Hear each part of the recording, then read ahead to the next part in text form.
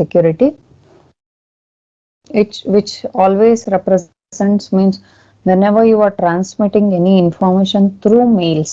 Okay, as an example, we can tell you related to Gmail only, because each and every student have the mail IDs on Gmail. Okay, that's why I'll give the example with respect to that Gmail only, and how data will be transmitted, how data will be encrypted, how we can transmit the data through mail IDs, what all protocols they will use to secure the information, all those things we can see. And also you can see that here you will transmit the information as a text also, you will transmit the information as a image, audio and videos, and you will be transmitting the information, executing files, all those things can be documents, how we can transmit those documents, how it will be protected while transmitting through the mails, that all those things we can see in this chapters. Okay, and here the main protocol which is used to provide the security towards the data when you are transmitting through the mail, that is pretty good privacy. Okay, it provides a confidentiality and authentication service that can be used for electronic mail and file storage application. See this main protocol, whatever we are discussing now with respect to pretty good privacy, which provides confidentiality also and that authentication service also. Confidentiality, maintaining the security related to the message or information. If you are going for authentication, means the authorized person who is sending the information and also the authorized person who is receiving the information. That authentication should be provided for electronic mails and file storage. For that reason, we are going for pretty good privacy. In this pretty good privacy, you will be getting a confidentiality also, you will be getting authentication also. Okay, developed by Phil Zimmerman. Okay, he is the person who developed this pretty good privacy for any type of transmission of data. Okay, and in this selected the best available cryptographic algorithms as building blocks. Whatever the cryptographic algorithms we have selected with respect to this pretty good privacy, here you have used the best available cryptographic algorithm which can provide the high level of security towards the data. That's why the best available cryptographic algorithms used for as a building block of your pretty good privacy, and integrated these algorithms into general purpose application that is independent of operating system and processor, and that is based on a small set of easy use commands. See what are these algorithms are general purpose application. uh, they are integrated into general purpose applications that is independent of operating system, means whatever the applications, see always whenever you are going through this mail IDs and all, Gmail and all, you are logging into those Gmail IDs in by using any type of operating systems. See, if I am using through laptop, I'll be using the operating system of Windows. If you are using through the mobile, you will be having some other operating systems. In the same way, if you are going for desktops, you will be using Windows 10. If you are using Windows 10 here, some will be using Windows XP operating system. It won't be affected by any of the operating systems or any of the processors. Any type of processor can access this type of algorithms. That's why these type of privacy systems are included inside the general purpose applications. Means if I am taking the Gmail as one application, within that only this pretty good privacy is included, which will provide the higher security, and it will be useful whenever we are going with respect to different type of devices also, different type of operating systems also. Okay, made the package and its documentation including the source code freely available via the internet and built-in boards and commercial networks. And what all the documentation are needed with respect to pretty good privacy and the source code needed, and freely all these two are available freely in the internet. And commercial networks also you can get these data or information, and entered into a agreement with the company to provide a fully compatible low cost commercial version of PGP. See, whenever we are using this type of algorithms, and these all are always agreement will be taken with respect to the company who are using this pretty good privacy algorithm, and they are fully compatible and low cost commercial versions with respect to the usage of customers. Okay.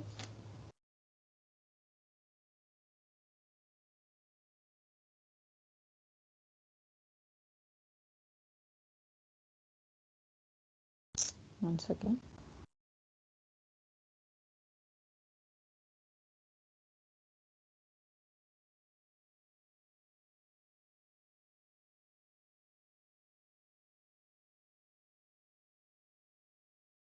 Yeah.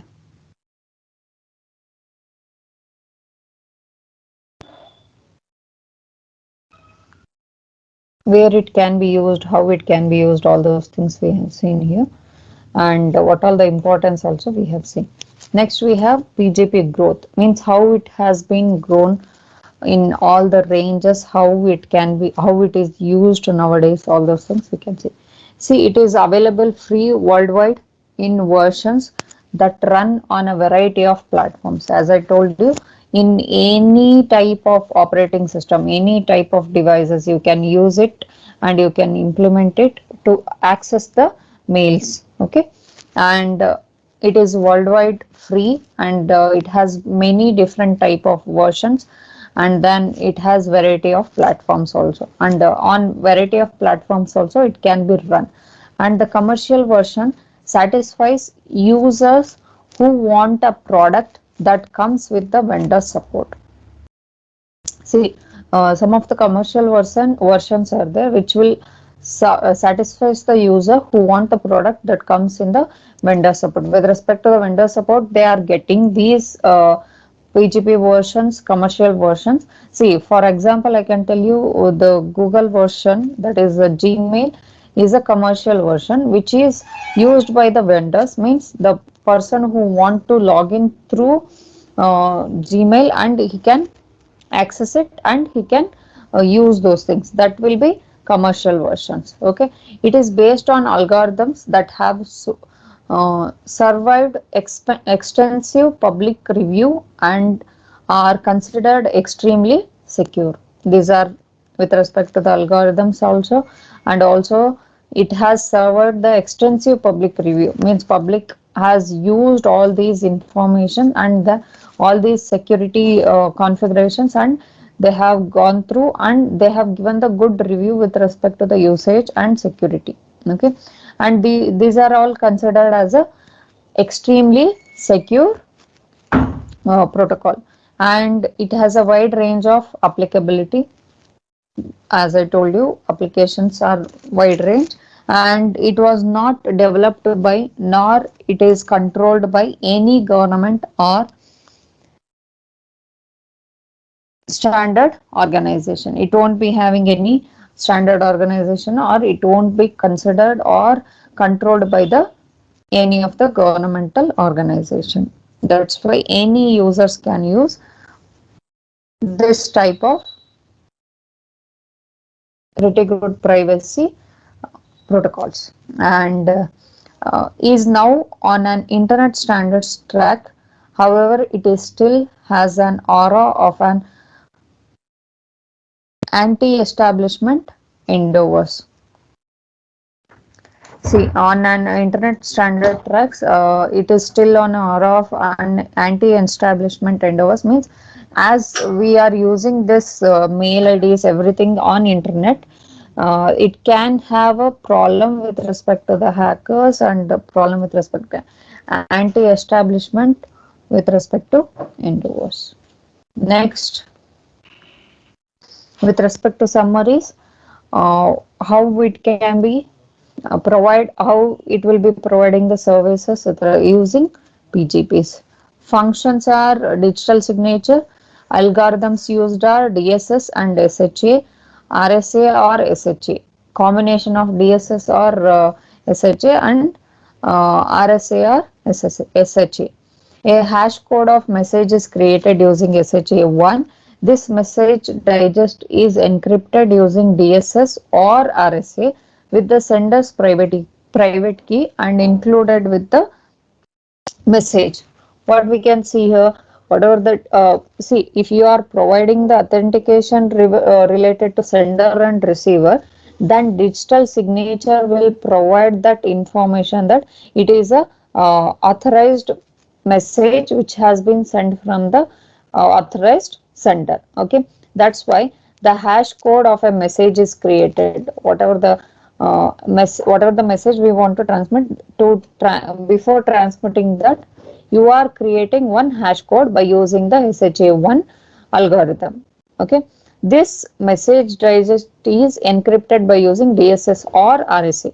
This whatever the message we have created by using the hash algorithm, hash code, that will be encrypted by using DSS or RSA method of encryption method. Okay, and with the sender's private key, whatever the sender's private key is there, by using that sender's key only, you are going to encrypt that information, and it includes and included with the message, what a hash code plus message, and then you are encrypting it using a private key that will give you a final digital signature before transmitting from sender to the receiver. Okay, message encryption, that is CAST or IDEA or 3 key triple DES with Diffie-Hellman or RSA keys. Okay, this is message encryption. Directly, if we are doing the message encryption, how we can do it and which type of encryption methods we can use. Here, a message is encrypted using CAST 128 or IDEA or 3DES with a one-time session key generated by the sender. It will be, see, whenever we are encrypting the data by using send a one-time session of key generation by the sender. By using those keys, you are going to encrypt the message using any one of these three encryption method, that is CAST 128, IDEA or 3DS method. Okay, and the session key is encrypted using Diffie-Hellman or RSA. Whatever the session key we have generated, that also has to be sent to the receiver, na? Because by using that encryption key only, whatever the key we are using, that key has to be used to decrypt the whatever message we have sent towards the receiver. Okay, for that reason you are sending this that session key, and simply you can't send that session key, you have to encrypt that session key and then you have to transmit. To encrypt that session key or public key, you are going to use Diffie-Hellman or RSA method of encryption and included with message. That key also has to be encrypted and then it is included in message and then it is transmitted. Compression method, that will be zip method. A message may be compressed for the storage or transmission usage of using zip. Okay, see, if you have a longest length of message, then it will take too much time to transmit towards the receiver. For that reason, you are compressing it and then transmitting it. Email compatibility, Radix 64 conversion, that is to provide transparency for email applications. An encrypted message may be converted to an ASCII string using Radix 64 conversion. See, whenever we are transmitting any of the data through internet, the data will be transmitted in terms of binary number or any of the encrypted data. Okay, but whenever you are visualizing it, okay, that visual message should be in the terms of ASCII string. Okay, using radix 64 conversion, we are converting all the data, encrypted data, into ASCII string information. Okay, by using that, easily you can understand whatever the data has been transmitted from the sender. Okay, that's why we will be using radix 64 conversion method to convert the encrypted message into ASCII strings. Okay, next we will see how we are going to provide the authentication and confidentiality separately, one by one. Okay, and here combination of SHA-1 and RSA provides an effective digital signature scheme. Authentication means you have to find out who the sender who is sending the information or mail is authenticated person or not, and also receiver also has to verify that the receiver or to whom we are sending, that person is also authenticated person or not. Okay, that's why to provide that authentication information, we are including the digital signature. Okay, here we are combining SHA-1 and RSA, which will provide the effective digital signature scheme. Because of strength of RSA, the recipient is assured that only the processor of the matching private key can generate the signature. See, whenever we are going with respect to RSA, the recipient and transmitter both should have the proper private key, same private key. Then only you can process with respect to the generation of signature key. Okay, that's why you should have a matching private key which will provide you to generate the signature. Because the strength of SHA-1, the recipient is assured that no one else can generate a new message that matches the hash code. See, whenever we are going for SHA-1, the recipient is assured that no one else could generate the new message that matches the hash code, because each and every message will be done using the hash code using SHA-1. Okay, recipient will be having the assurance that no one can generate this type of message, same hash code message. Because of that, you will be having the main authentication. Okay, as an alternative, signature can be generated using DSS or SHA-1. Alternatively, we can go for SHA-1 or else DSS. Okay, dispatched signatures are supported. Sorry, detached signatures are supported. Each person's signature is independent and therefore applied only to the documents. With respect to documentation or document verification, you will go with respect to each and every person's signature will be different. For that reason, it will be applicable for each and every documents when you are going to provide the secured transmission of the information or document. Okay. And if you are going for the confidentiality, provided by encrypting messages to be transmitted or to be stored locally as files. Whenever you are encrypting the messages, which has to be transmitted or to be stored locally as a files, and in both, see, storing the information, how when you will do, you have the drives now, Gmail drive or Yahoo mails, all those things. If you want to store the data inside the drives, then you will be going as message storage. Okay, if you want to transmission of the message. Okay, in both cases, symmetric encryption algorithm, that is cast 128, may be used. Means whenever you are storing the data inside the mail also, you have to encrypt it. Whenever you are transmitting the mail or information from one sender to the receiver, then also you need a encryption. Mainly we are using cast 128 as a encryption algorithm. Alternatively, you can go for IDEA or 3DS method of encryption method. The 64-bit cipher feedback mode is used. CFB, that is cipher feedback mode is used, where in PGP each symmetric key is used only once. Whatever the symmetric keys we are generating, transmitter or receiver will be using that symmetric key for encryption and decryption. Okay, although referred as a session key, it is a reality.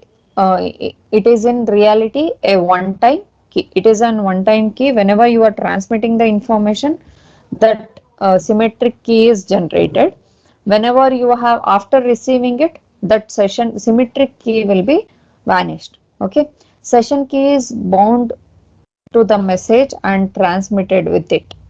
Whatever the session keys we are generating, that will be bonded with the message and then transmitted it, because at the receiver end also they should know what type of session key they have used to encrypt it. And after receiving it, you can using that session key, you can decrypt the message and you can read it properly with the ASCII method. Okay, to protect the key, it is encrypted with the receiver's public key. Receiver has to decrypt the message by using the session key. For that reason, always we are using receiver's public key to protect the key. Okay, receiver's public key is used to encrypt the key, whichever session key is used to encrypt the message.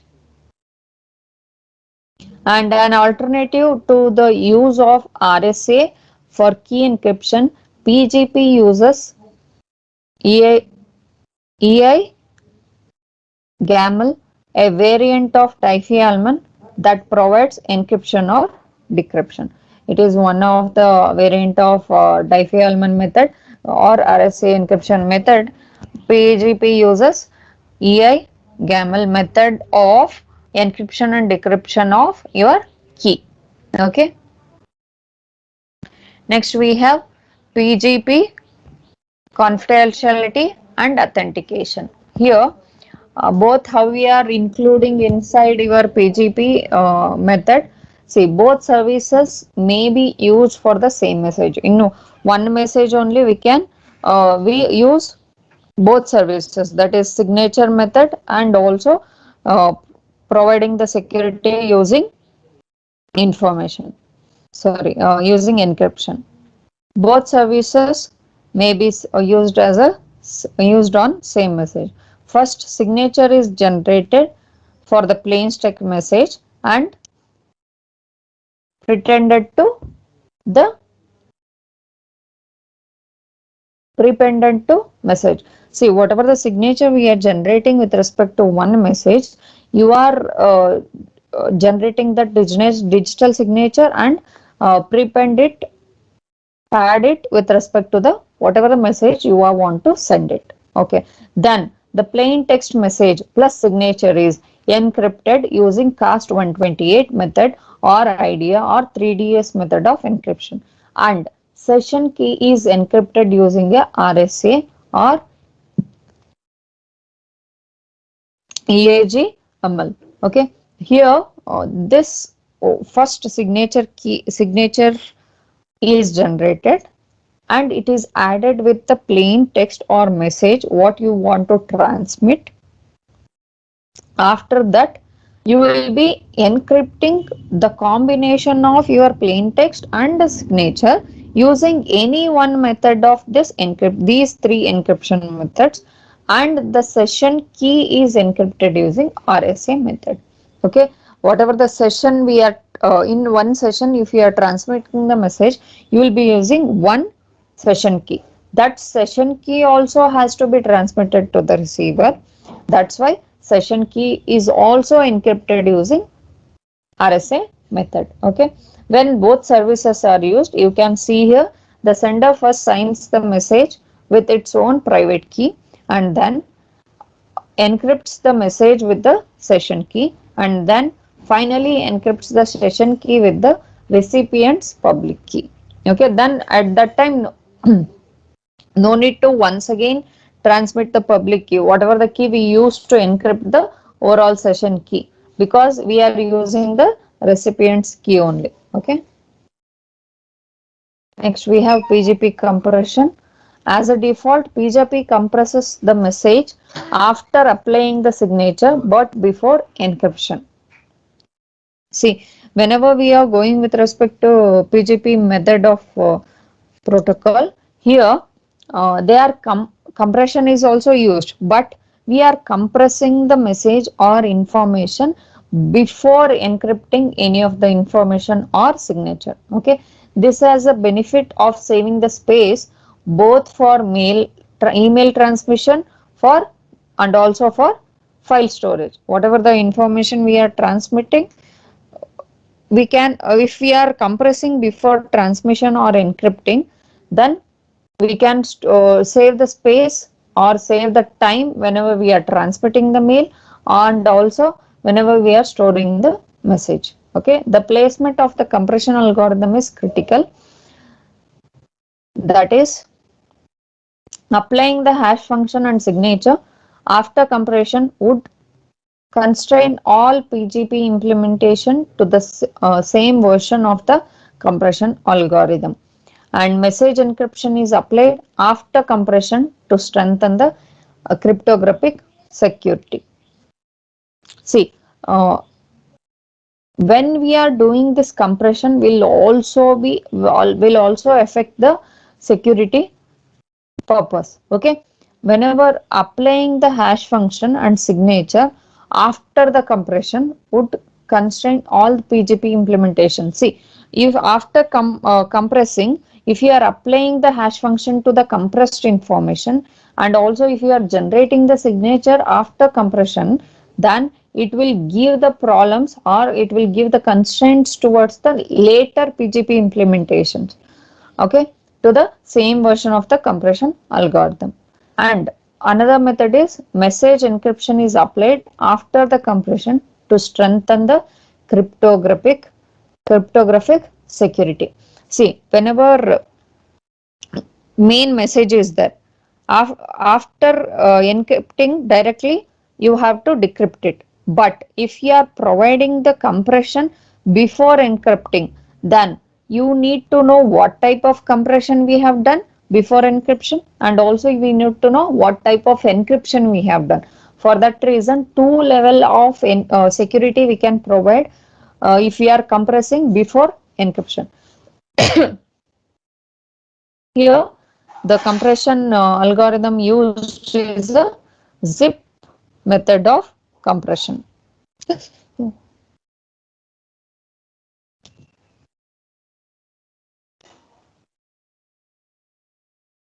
Next, we have email compatibility, PGP email compatibility.